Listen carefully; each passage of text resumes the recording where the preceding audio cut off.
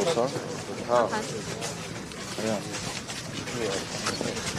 Ընդունվեց որպես բոլոր պատերազմներում նահատակների հիշատակի օր, կխնդրեմ նշեք ինչքանով է այն ձեզ համար ընդունելի եւ նաեւ այսօր այստեղ կարծում եմ ընդունելի է եւ նաեւ նշենք, որ Հայաստանի գերատեսչություններից տարբեր գերատեսչություններից ներկայացել են եռաբլուր, սակայն կարծես թե խուսափել են Արցախի կանչը կոթողի առջև ծաղիկներ խոնարհել։ Անկեղծ ասած չեմ նկատել նման բան։ Դա իրենց խնդիրներ եւ բարդույթները։ Իրականում այսօր շատ կարևոր օր է։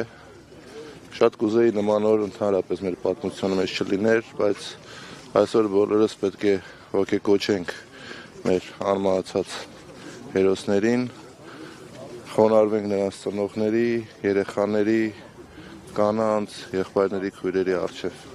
Նրանք իրենց ամենաթանկը տվել են ամենաթանկին, տվել են հայրենիքին, տվել են, որպեսզի մենք կարողանանք այսօր ապրենք եւ գոյատևենք։ Խոնարհումս բոլոր նահատակված հերոսներին։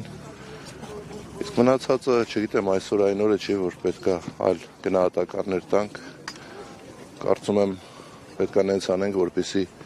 եռաբլուրը ստեղ եւ առհասարակ մեր հանրապետությունում նոր զոհեր չլինեն։ Նոր զոհեր չլինեն եւ մենք կարողանանք ապրել եւ գոյատևել, զարգանալ